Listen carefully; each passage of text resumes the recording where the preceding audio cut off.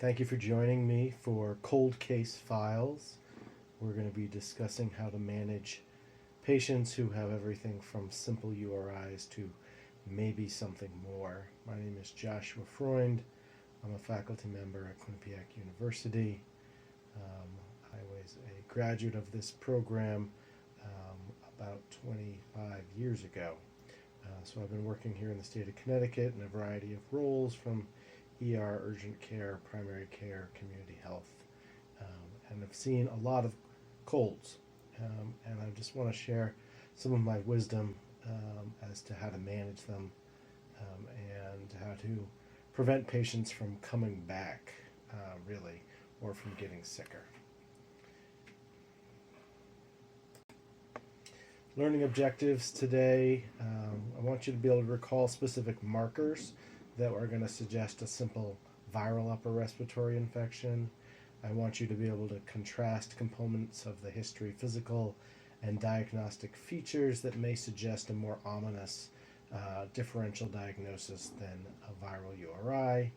And then I want you to be able to discuss with your patients over-the-counter medications for the management of cold symptoms, because I think that's honestly one of the things that's really most lacking, is that patients don't leave the office or urgent care center or emergency room with a real understanding of what to do next. So it's just a cold, right? And I think that's where this really begins, is that as practitioners of medicine, we come to the conclusion that it's just a cold, and that's the end of our counseling and education for our patients. And I think that's really where it just needs to begin. So the diagnosis of common cold should not be an end, but a beginning of assessment of patient risk, instructing patients on treatment, providing anticipitory guidance. You need to think about routine treatments, avoiding missing more serious diagnoses, and then also thinking about pharmacological options or diagnostic test options.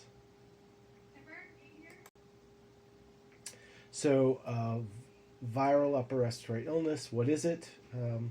It's an infection of the upper respiratory tract. That's the nose, sinuses, throat, larynx, and it's caused by a number of different viruses.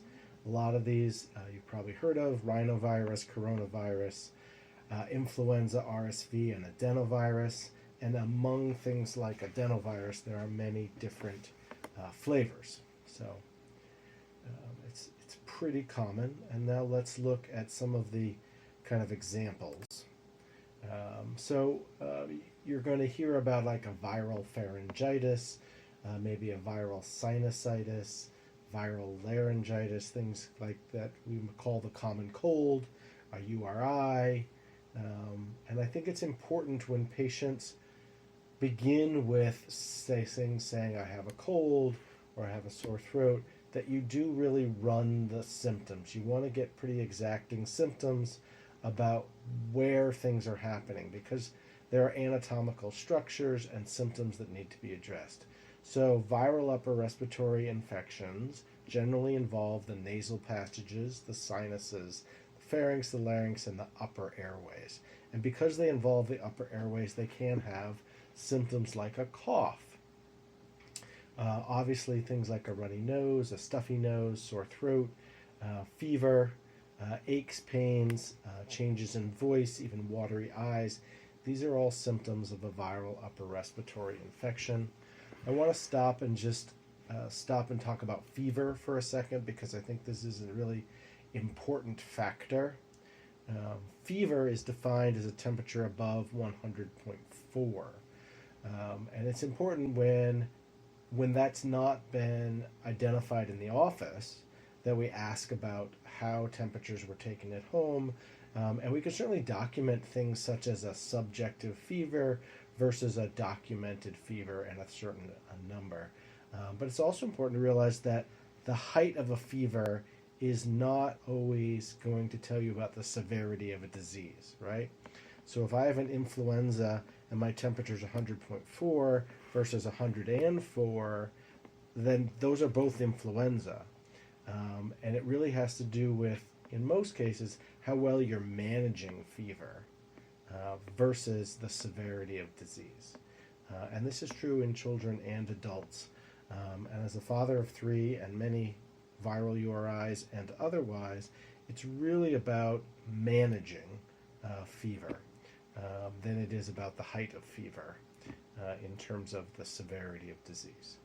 So when it comes to viral upper respiratory infections, we're going to think about transmission.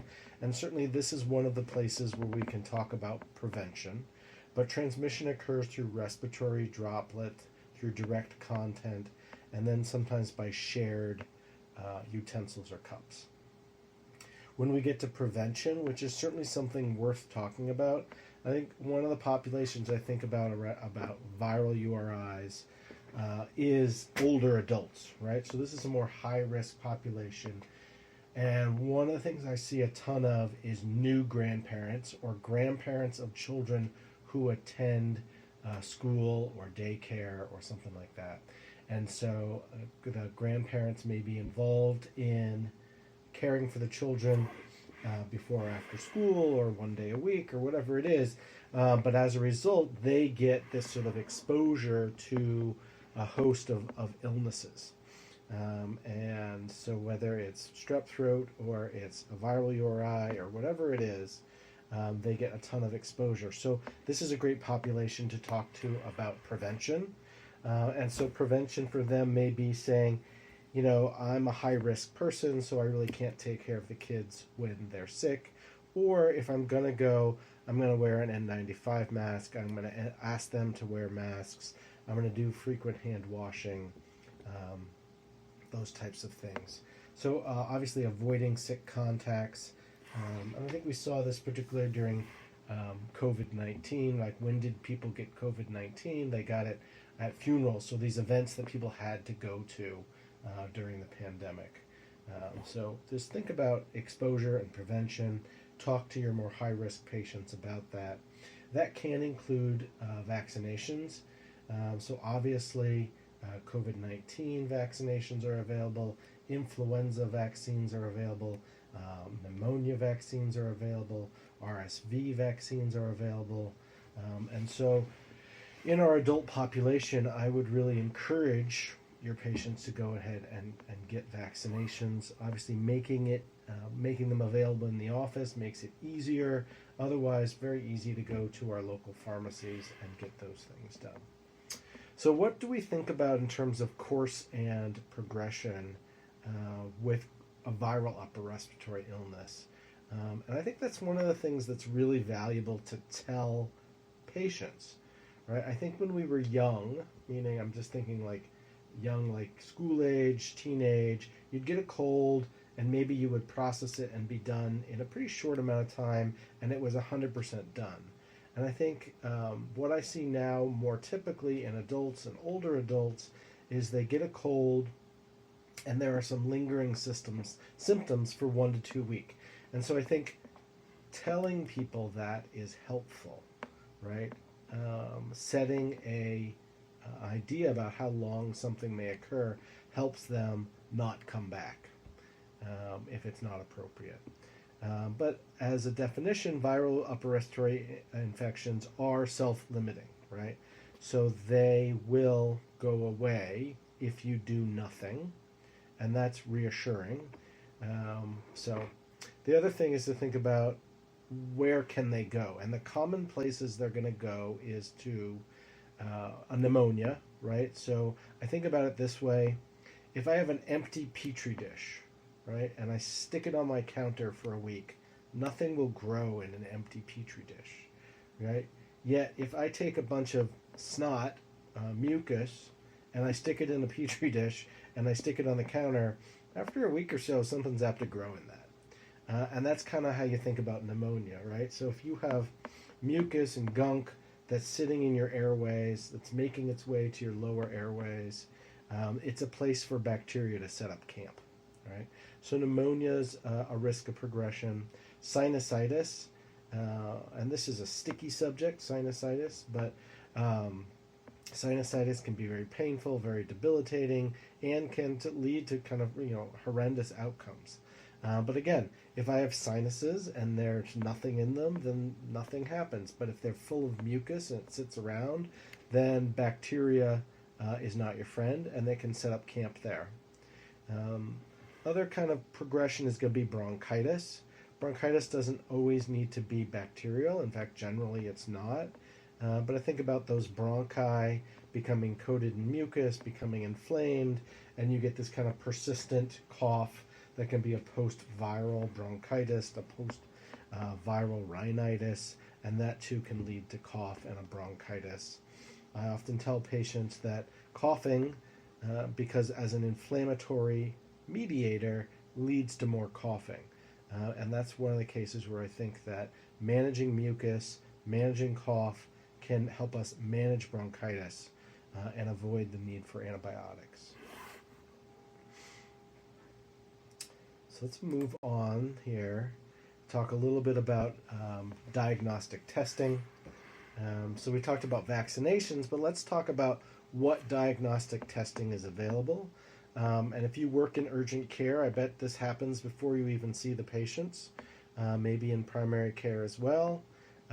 Influenza, COVID-19, maybe even RSV, strep testing, all available for rapidly in the office setting. I find this very helpful, and I bet you do too. A positive test really helps in terms of making a diagnosis, but a negative test doesn't. In this case, we're not testing for adenovirus, rhinovirus, the kind of common cold stuff. So a negative test doesn't necessarily mean people have nothing. And I think it's really important to explain that to them, that they have a viral upper respiratory illness, that is a problem, and it is something we can manage. But let's touch on a few other diagnostic tests. Let's go through them individually. So obviously influenza, flu vaccine, that's going to be our flu testing. That's going to be something that's now available for people to do at home. I bought some home tests on Amazon, because I don't want to go to work and spread this around. Where COVID-19 was first available at home, now there's combination testing.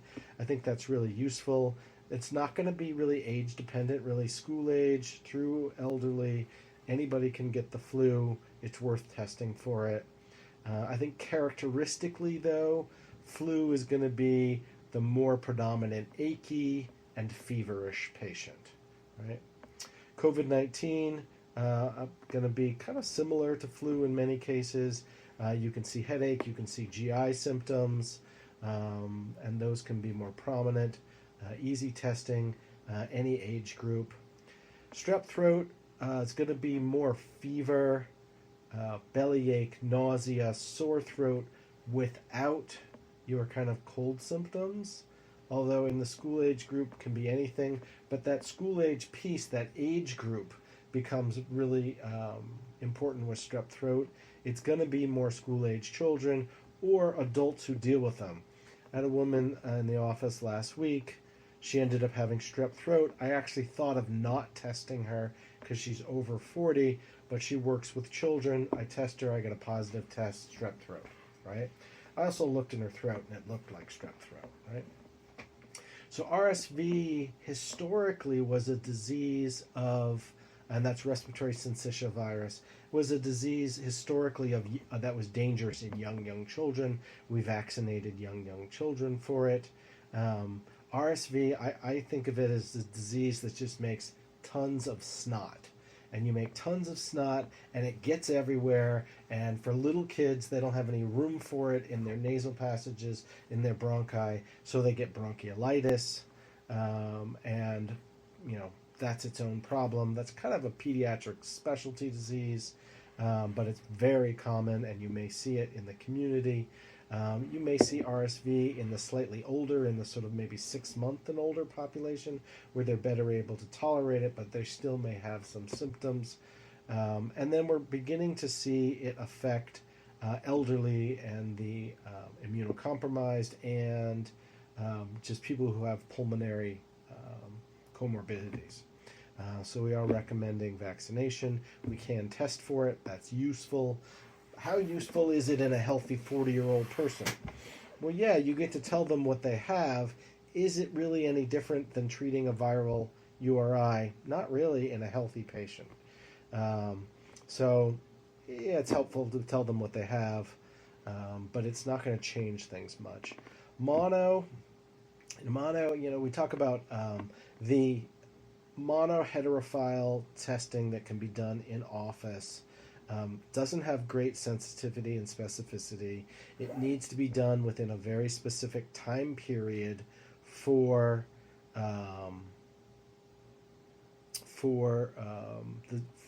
in order for it to be positive. Otherwise, we're looking at doing some additional testing, such as a CBC, liver functions, and Epstein-Barr testing. So that's kind of more complicated. But I do think you, as a practitioner, if mono's going around in their environment, and we're also looking at kind of adolescents and young adults. That's going to be your more mono. Your exudative tonsillitis in a adolescent, fever, they don't want to eat. It's not strep. That's your mono patient. We can do viral panels, not really available in office for outpatient testing. If you have availability to do a chest x-ray, I think that's very useful if you think it's pneumonia. The one place I get tripped up with chest x-rays is, let's say I've got someone who I'm thinking maybe this is an atypical pneumonia, or someone who very much wants an antibiotic, and I do a chest x-ray and it's clear. How exactly am I diagnosing an atypical pneumonia with a clear chest x-ray? I'd have to tell you, well, only 80-90% of pneumonias are going to definitely show up, so the sensitivity can be limited. But again, you're getting into kind of some diagnostic gray areas. So here we have our testing, right? So we've just gone through these. So I think we just covered all of this. So I'm going to kind of blast past it, but here it is all written out. Your sensitivity, your specificity, the type of testing, who not to test, that kind of stuff. I would, if you haven't looked at Centaur criteria in a while, and you're thinking about strep throat, I think that's worth it to look at. You don't have to do a strep throat test on a child. You can just look in their throat and say, this is a teenager with an exudative tonsillitis who really doesn't have a runny nose and has a fever and a bellyache. That's strep throat, right? So that's strep throat. It's also one of kind of, I think, good when it comes to thinking about strep throat as part of the differential diagnosis. Throw those Centaur criteria in there. Ask about nausea, belly pain, decreased appetite, and fever. And that's going to help you characterize whether this is strep throat or not. So we just talked about RSV, bronchiolitis, wheezing, infants and elderly. I don't see a big utility in healthy adults, and that is what it is. Also remember that all of these tests don't have 100% sensitivity. So if your gut is telling you something or something doesn't seem right, just because you did a test doesn't mean it. The other thing is, did you do the test? Did your medical assistant do the test? And and was it done correctly? This is particularly true with strep testing. If you sample their cheek, you're not going to get positive testing. So mono, again, I would just reiterate that, think about, is this patient at risk for mono? Sometimes we're going to be doing physical exam findings that are, a little different for mono.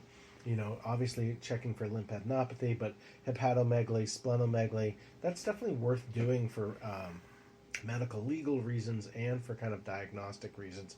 I can't tell you I've ever really found a lot of hepatosplenomegaly in mono patients, but I do feel better knowing that it's not there, right? And again, this is going to be our teens and young adults. And so we do on occasion respiratory viral panels, particularly on patients who are being admitted to the hospital. So highly immunocompromised, being admitted, that's the reason. That's a good time to know exactly what's going on.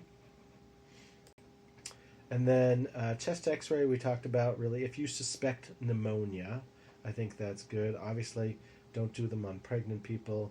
I don't think there's a need to do it on a viral thing, but it is one of the things that I'll say to patients, all right, you've been sick for 7, 8 days. If your cough persists past 14 days, if you develop a fever, if you feel like things are getting worse, let me put in this chest x-ray order for you and you can go get it done and let me know. Um, Obviously, if you have an abnormal lung exam and you're trying to, figure out what that's from, you can choose to just take your kind of clinical skills, or you can choose to get the X-ray.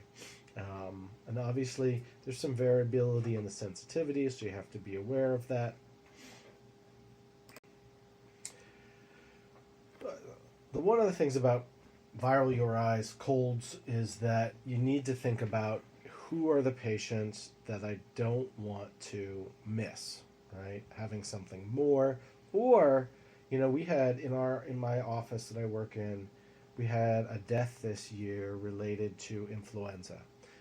It was a sickly patient hospitalized after a number of days with influenza, and we see actually nationwide quite a bit of morbidity, mortality associated with influenza. Certainly, we saw tons associated with COVID-19. We see less of that now. But influenza, certainly big killer. But a basic URI can morph into other things, which can be life-threatening. So who are the patients we're going to kind of think twice about, right? So obviously, cardiovascular disease, that would be one category. I think complicated diabetes, we were talking about that in class the other day in terms of surgical risk, right? So a type 2 well-managed patient, obviously surgery teams should know they have type 2 diabetes, but much less surgical risk than someone who has complicated diabetes, who has poorly controlled diabetes. So that's a category. And then neurologic conditions that impair airway clearance. So this is going to be people who have trouble managing their own secretions. And I'm even thinking about people who are with some mild cognitive impairment that don't know well enough to kind of how to take care of themselves or need better management. So, and then obviously like thinking about end-stage renal or any kind of renal disease and how it may affect prescribing of medications, and their ability to maintain good hydration. So someone who has a sore throat, taking less PO, they become pre-renal, is that going to cause significant morbidity? Chronic liver disease, this can be an issue, again, with medications, but also in their own well-being. Immunocompromised, and we used to think about HIV, cancer, immunocompromised, but we have a whole host of medications now that place people in immunocompromised state. And I think that's an important thing to think about, is that it may not be HIV, it might not be cancer that's causing someone to be immunocompromised, and they may think of themselves as very healthy, and I think they are in general, but it may take them longer or place them at more increased risk when they're taking medicines for their psoriasis or other kind of autoimmune conditions. So that's important. One of the obvious ones, chronic pulmonary disease and smoking, like boom, that's easy, right? So, but that's also a patient you need to be talking about, what inhalers do they have? What are they currently taking? And we'll talk a little bit more about that at the end too. I think obesity too places you at increased comorbid risk. So things to talk about. Let's talk about age as a risk factor. And we've touched on a few of these things, but so obviously very young children, under 2 months of age, developing a fever, that requires a specialist evaluation, generally in the emergency room. But think about young children RSV in those who are 5 and under can have significant kind of respiratory compromise. And who gets these things? School age children, children who have a high rate of co-infection. So we're just talking about young people just getting sick a lot. My mentor used to talk about the disease of the month club, and that tends to be in your kind of daycare population where there's just this perpetual runny nose. Parents will often wonder, does their child have some immune deficiency? They don't. They're just being exposed to things a lot, but it's not a bad thing to do a thorough evaluation and talk about that, and talk about the disease of the month club, and really ask questions. Are there times where your kid fully gets better? That's good. We talked a little bit about 5 to 15 as your peak strep, but also think about adults who work with that population. 15 to 24 years old, that's your mono. And then I think older, elderly, I don't want to put a number on it, but certainly I tend to think of 80 and up as elderly. But it really can be 65 and up in terms of risk factors for just added risk associated a URI.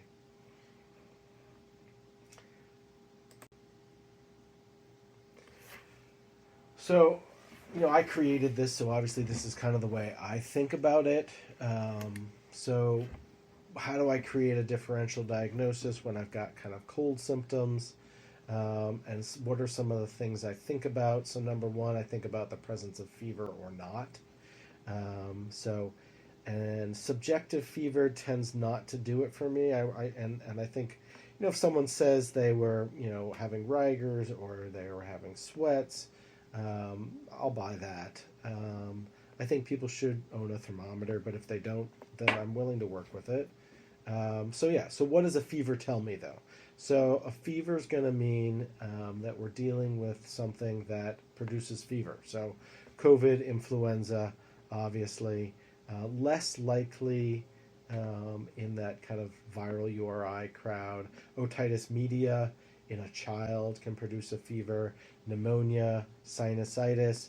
And I tell you, I treat a lot of sinusitis where I don't see fever, but certainly the presence of a fever is going to make me concerned. And then strep as a presentation, fever often associated there. And then I think timing and duration is so important. And I'll ask people, when did you feel like you first got sick? Is this, things worsening after 2 weeks? That kind of extended duration makes me think more about pneumonia, sinus infections. But also I diagnose a lot of people at that kind of 2-week mark with post-viral rhinitis. So what's the post-viral rhinitis patient? They were very sick. They had some, meandering, continuing symptoms, and now they kind of have either a mild cough, some runny nose, and they're wondering if it's a sinus infection, but they don't really have headache or heavy head. They're not having purulent drainage. They have clear drainage. Maybe they haven't really done anything to manage their drainage, and that's post-viral rhinitis. And that's something which requires treatment, and we'll talk about that. And then our kind of red flag stuff, right? So people who, I had a woman not long ago who became short of breath making it from the chair to the table. And she went to the hospital and was admitted with heart failure. And it was new heart failure in the setting of a recent viral upper respiratory illness. So, if true dyspnea, abnormal vital signs, that stuff is concerning. I think asthma is something where you really have to spend more time. You have to ask people what medicines they're using, what symptoms they're having, and you can use that whole asthma index. Are you waking up at night? Are you wheezing? What medicines are you taking? How frequently are you using your kind of rescue inhaler or sick inhaler? And that's true of COPD as well. And really, the question you have to ask yourself is, is this person safe? Are they safe? Do they need to go to the emergency room? That kind of thing. Can I give a neb here? Are they capable of managing their own care? And then, things like, do I need to step up their therapy, increase the frequency of medicines, add a medicine? Do I need to add either an inhaled corticosteroid, a long-acting beta agonist, a muscarinic agent? Do I need to add steroids, antibiotics, all that stuff? So the COPD asthma patient is its own beast, but those are definitely the patients you want to spend more time and be pretty clear on, what you're doing. And then I think hiding underneath here, let's see if I can move this. No, I can't. Let's go backwards and see if I can see it. Nope, you can't go. You cannot go backwards. But what that was going to say was worrying about hydration. Can the patient eat? Are they hydrated enough? Those types of things. So once we kind of establish a diagnosis, I think it's really important to kind of explain the diagnosis to people, make it legitimate for them, explain that, they may need time off from work, they may need time on the couch, and they may need treatment. So let's create a care plan, and that care plan is going to include rest, okay, time off, oral hydration, and isolation, right? So depending on, if you have a cold, you shouldn't go share your cold with other people. So isolation, that type of thing. And then are there medications that could be helpful to manage this? And then specifically, what symptoms are bothering you the most? Is that cough? Is it runny nose? Is it sore throat? Is it body ache? Is it fever? What are those symptoms?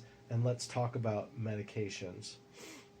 I think expectations. So I would expect this illness to last from 5 to 10 days. I would expect it to have some lingering symptoms of rhinitis.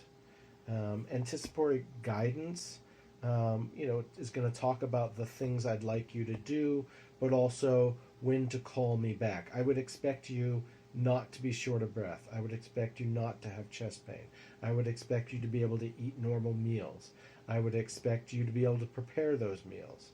And so, anticipatory guidance as what to expect for the patient. And then I think it's good to have real clear things. If you have a fever, if you feel like things are getting worse, not better, then please reach out to me. And that's when to call. Next, I want to go through some different medication classes, and I hope that's useful for you.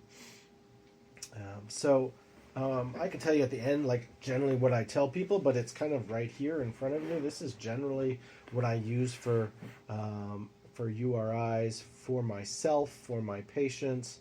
I'm kind of a Zyrtec Flonase nasal saline kind of guy. That's what I go with.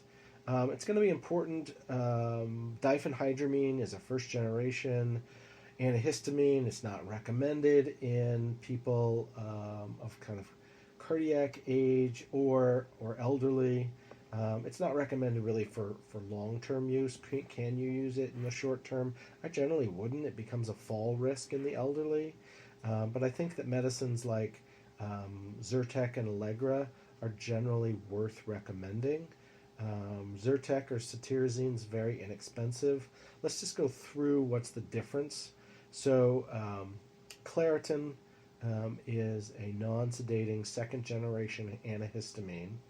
It also was the first drug to be marketed directly to consumers because the data suggesting how well it worked was pretty poor, so they felt like they couldn't bring it to doctors. So they brought it to patients with terrific advertising, and it's been a very successful drug. But I rarely recommend it except in patients who are exquisitely sensitive to antihistamines because it's a pretty mild drug. Allegra is your middle ground. Okay, it's thought to be non-sedating. Cetirizine is the kind of top dog. Has risk of sedation. I take it routinely, and I don't think I'm sedated. I hope I'm not sedated. Levocetirizine is one of those drugs that pharmaceutical companies just add a little ester onto so they can extend their patent. But it's essentially a very equivalent drug to cetirizine. So I think those are pretty benign. The Allegras and the Zyrtecs, they're inexpensive, they're benign, and what are they going to do? They're going to help people have less runny nose. If they already take a Zyrtec, I'll say maybe morning and night and risk them and tell them there's a little risk of sedation. What do I do personally when I have a cold? A bad cold, I'll do Zyrtec in the morning and Benadryl at night, get a good night's sleep and dry me out. Flonase is a nasal steroid. There are a variety of other nasal steroids. Flonase is available, generic, very inexpensive. What does it do? Well, over time, it's going to help with reducing rhinitis. Nasal saline is salt water. You squirt up your nose. There's lots of different ways to do it. What's the benefit? You get the mucus out of your nose and people feel better. And you're mobilizing it. What's the risk? The risk is you can get fluids into your sinuses. People don't like doing it. So it has its plus and minuses. I think myself, I do it when I have a bad cold. I find it very effective to kind of mobilize the mucus. I feel better after I do it. If I'm very congested, I'll do that, and then I'll do my nasal steroids. And then we'll talk also about nasal antihistamines. So here they are, our nasal antihistamines. Astelin, Astapro is the drug. It's kind of pricey, $27 to $30. I find it's very effective, and it tends to be the drug that I add on if people say, oh, I tried the Zyrtec and the Flonase and I'm still having symptoms. I think Astapro works very well. Designed to be taken twice a day. Has very minimal risk involved. But again, people don't like spraying things up their nose. I think it's probably a better bet than like the Afrin type drugs, which have complications with prolonged use. Now I want to talk about two decongestants and tell you the story of phenylephrine. So pseudoephedrine was Sudafed, and then people started making meth with it. So they decided that they should take it away from being over-the-counter, which makes sense. But the drug that they replaced it with, phenylephrine, after a few years of use, the FDA has decided, which a lot of people figured out on their own, it doesn't really do anything.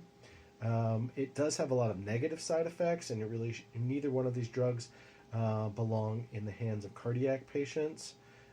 So you really have to think about who gets these drugs. I almost never recommend these drugs, but I do use Sudafed myself and for my children when I have nasal congestion and nasal symptoms. So phenylephrine is what you're going to find in over-the-counter. That's the one you can buy over-the-counter. But you're also going to see it in a lot of combination over-the-counter cold medicines, your Advil cold, your Tylenol cold, those types of products, Dayquil, and they don't work. It's clinically proven not to work. So if you take Tylenol and phenylephrine, you're just taking Tylenol. So oftentimes, I try not to recommend the kind of combination cold products because they tend to contain phenylephrine or doxalamine, which is another antihistamine. So if people need to know what they're taking, I don't like the combination ones. But as I said, I do use Sudafed. This is the one you have to go to the pharmacist and say, can I have Sudafed? It's also going to be in your Zyrtec D, your Claritin D. And don't get confused with DM. This is just D. Claritin D, Zyrtec D. Those are going to be Zyrtec plus Sudafed. And for people who have bad seasonal allergies, these are very effective medications. But I would avoid them in anybody with like an arrhythmia history, a hypertension history. And as I said, as a practitioner, I almost never recommend them except to very healthy young adults. So that's my population for those drugs. Sorry, we're over here now. So dextromethorphan, where do we find dextromethorphan? So if you see Mucinex DM that DM is dextromethorphan. If you see Robitussin DM, that's dextromethorphan. Or the only drug which is pure dextromethorphan over the counter is going to be Delsum. It's one of my favorite cough medicines. I think it's probably the best of the over-the-counter cough medications. Dextromethorphan is also a drug of abuse. People drink the whole bottle and they don't get a great high, but they get a high. So you do have to be careful from that perspective. You don't want to overdo it, but it's generally a pretty well-tolerated medication. That does not mean that it's perfect. Some people think it gives them kind of like a medicine head. I think that's definitely a possibility, but I think it's definitely a good choice for someone who has cough symptoms. I keep it in my medicine cabinet. So then guaifenesin, not to be confused with guaifenesin. Guaifenesin is a mucolytic and also a cough medicine. So dual mechanism designed to help get mucus out of you, but also suppress a cough. That's the tussin, that's the Mucinex. Pretty rare to see this by itself, almost always with the DM, but you can occasionally buy it by itself. And then think about antipyretics. Someone complains of fever, body ache, or pain, then Tylenol, ibuprofen, acetaminophen, naproxen, Advil, all that good stuff.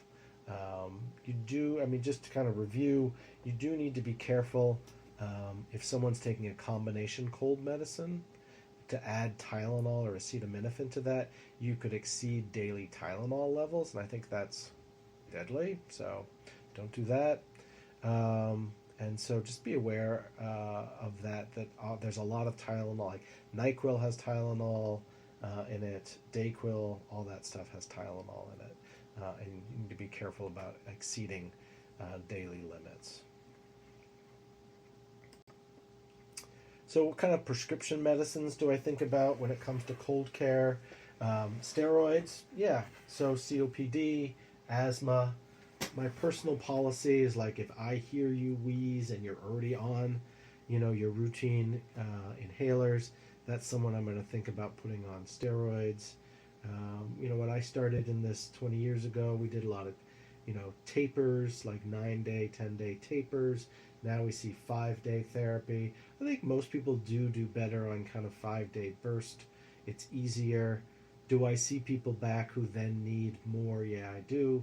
Is it so it's not perfect? But, I'm not, it's kind of your choice. Inhalers. So besides people who have asthma or COPD, if I see someone who has a bronchitis and they're wheezing, and they don't really have a history of asthma or COPD, I give them an inhaler, right? So I don't have a diagnosis of asthma myself, but I got a few inhalers at home, and I find them helpful for me with kind of that wheezy cough. So I find that useful. And then cough preparations. So what are our prescription cough medicines? In primary care, I see a lot of Robitussin with codeine or Cheritussin being prescribed. I try to avoid prescribing controlled substances, just period. If a well-known patient to me in the primary care asks for something they've had before and they've tolerated it before, then I'll consider it. Codeine is a good cough suppressant. It's not the end of the world, but I don't generally go offering it. Vicodin, homotriptine, and then Vicodin, hydrocodone combination is going to be probably the strongest of the cough preparations out there. Again, not a fan of prescribing controlled substances. I think there's tons of risk associated with it. But again, someone's known to me of appropriate age, who's tolerated it well in the past, I would consider that. And I would consider it. And I might consider no. Benzenate or Tessalon pearls. I commonly see these prescribed from urgent care as kind of like, take these. It's a prescription medicine. They work by kind of numbing up the back of your throat. If it's that kind of cough, then yeah, I think they have some utility. Otherwise, I think we're just kind of giving people a prescription so they get a prescription, right? Antibiotics. I think it's really important for us to be good stewards of antibiotics and making sure that they end up in the right place. When do I prescribe antibiotics? I think very appropriate for COPD exacerbations, very appropriate for people who have had a prolonged symptoms, a worsening of symptoms, a new onset of fever, obviously like a consolidation on x-ray, that sinusitis patient who has a heavy head, prolonged symptoms, mucopurulent drainage, headaches, and they'll all tell you that antibiotics fix things for them. I think that's appropriate. Strep throat, absolutely appropriate. But it's also appropriate to educate people that, I think you have a viral illness and antibiotics are likely to only cause you trouble. So I think time spent educating people is good time spent. So we have our patient, we have a plan, we have this kind of plan, we're going to talk to them about medications, we're going to talk to them about what to expect, and then we're going to review this plan, right? So tell them review their symptoms with them, review the diagnosis with them, define the illness, set expectations, go through each medication that you're hopeful that they'll take, including the over-the-counter medications, talking about risk and benefit. I think it's helpful for my patients to hear that I'm essentially giving them often the same cocktail that I give myself or my children, and I think that's good for them to hear, and it's reassuring. But every time we prescribe medicines, whether they're over-the-counter or prescribed, there are risks and benefits, and that's time well spent educating them about that. I think one of the most important things is to give people kind of endpoints, right? So like I would expect that at this point you should be symptom free. I would expect you not to get a fever. I would expect you, be able to return to work. And so to give people kind of concrete stuff, when to follow up, when to call, all that kind of stuff. And one of the things I like to do is create a shopping list for people. I'm lucky enough to have a scribe who does it for me, but people leave with on their instructions with a list of medications. And so for our patient who has, a viral URI, Tylenol to help with the aches and pains, Flonase, Zyrtec to help decrease mucus production, Delsum to control cough, chicken soup, and some Gatorade, stay hydrated. And you can put that right on the instructions. Oftentimes I'll walk out to the instructions, I'll grab a highlighter, because if you've seen the EPIC discharge instructions, it's 7 pages of insanity. And so I'll flip to whatever that last page or first page, and I'll highlight, a little shopping list for them. The other way to do this is to put over-the-counter medicines in as medications, and they'll propagate right on the top of the list as new medications for them. I think that kind of messes up the electronic health record, but your choice. So I hope you've enjoyed the presentation on viral URIs. Feel free to reach out with any questions. I think if I leave you with the one thing is spend a little bit of time with your patients so that they understand their diagnosis and they're very clear on what to do next. So, my pleasure. You guys take care. Bye-bye.